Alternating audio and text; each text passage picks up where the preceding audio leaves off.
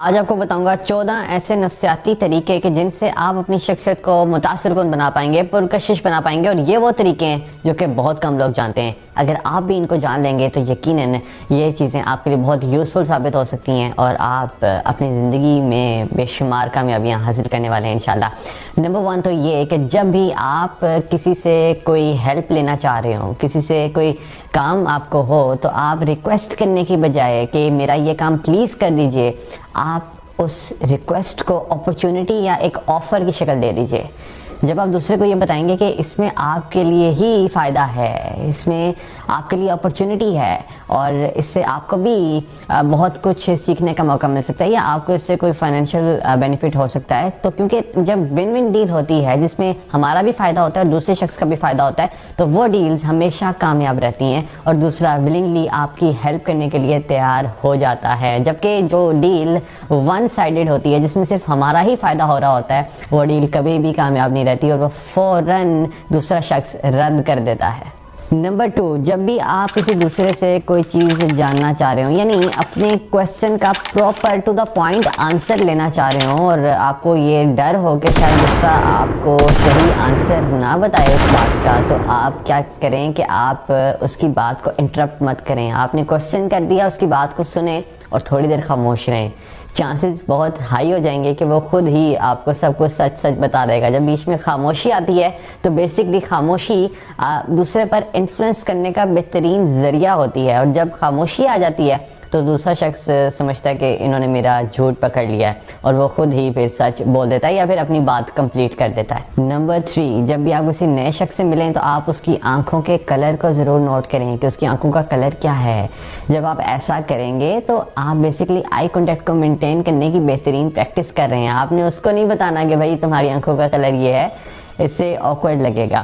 آپ نے یہ آنکھوں کا کلر اس لیے نوٹ کیا ہے تاکہ آپ آئی کانٹیکٹ کو بہترین طریقے سے مینٹین کر پائیں، سو دیٹ کہ آپ پاورفل لگیں، سو دیٹ کہ آپ اس کی بات پر توجہ دے سکیں اور دوسرے کو بھی یہ لگے کہ آپ اس کی بات کو سن پا رہے ہیں۔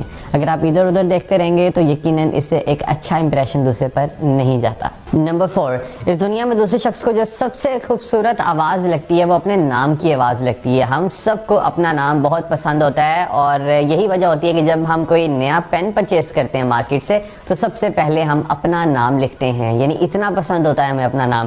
سو اگر آپ کسی دوسرے کو امپریس کرنا چاہتے ہیں یا اس سے ریلیشن شپ مضبوط کرنا چاہتے ہیں تو اس کے نام کو کنورسیشن میں شامل کر لیجیے، اس کے نام سے مخاطب کریں اور ریپیٹ کریں اس کا نام بار بار۔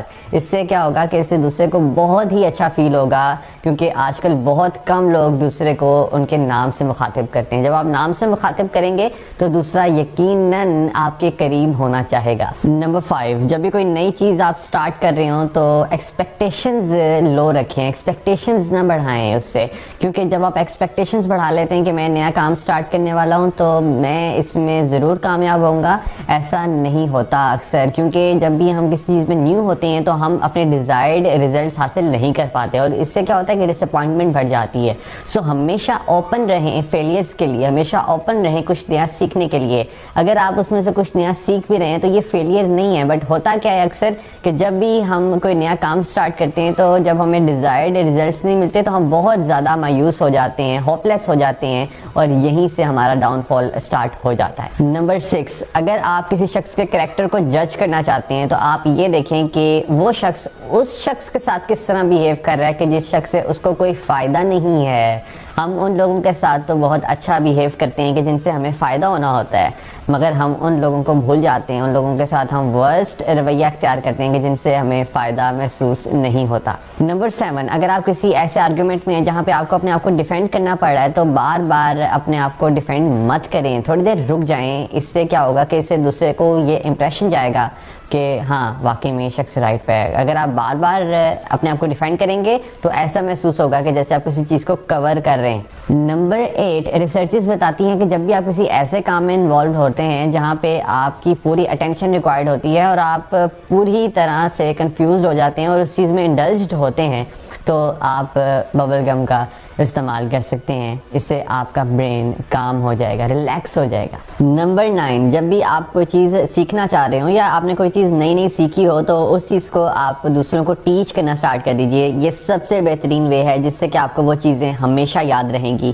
اور یہ جو چیزیں میں آپ کو ٹیچ کر رہا ہوتا ہوں یہ مجھے ہمیشہ یاد رہتی ہیں, کیونکہ یہ میں آپ کے ساتھ شیئر کر رہا ہوتا ہوں تو یہ ریوائز ہوتی چلی جا رہی ہوتی ہیں اور میری زندگی کو بھی بہت ایزی بنا دیتی ہیں. نمبر 10, کسی بھی انسان کا دل جیتنا چاہتے ہیں تو ایک تو اس کا نام جس کے بارے میں ہم نے پہلے بات کی, دوسرا یہ کہ اس کے اپنے بارے میں بات کرنا آپ سٹارٹ کر دیجئے. یعنی اس کے انٹرسٹ پوچھئے کہ اس کو کیا چیزیں کرنا بہت پسند ہیں. اگر آپ کو یہ تمام چیزیں پوچھنا آکورڈ لگتا ہے تو سمپلی کویسچنز ہی پوچھنا سٹارٹ کر دیجئے. جو بھی وہ بات کر رہا ہے اس بات میں سے کویسچنز پوچھنا سٹارٹ کر دیجئے کہ یہ کیسے ہوا, وہ کیسے ہوا. جب آپ اس کی بات میں, اس کی پرسنالٹی میں انٹرسٹ لیں گے تو یقیناً دوسرا شخص بہت اچھا فیل کرے گا اور وہ آپ کے ہمیشہ قریب ہوتا چلا جائے گا اور آپ بہت جلد اس کے بیسٹ فرینڈ بن جائیں گے. نمبر 11, ایموشنل ایکسپریشنز سے بھی ہم ایموشنز کو کریٹ کرتے ہیں. سو اگر کبھی آپ ڈپریسڈ ہیں, سیڈ ہیں, انگزائٹی کا شکار ہیں تو آپ اسمائل کو فورس کر لیجئے. مینز ایک فورسڈ اسمائل کیجئے.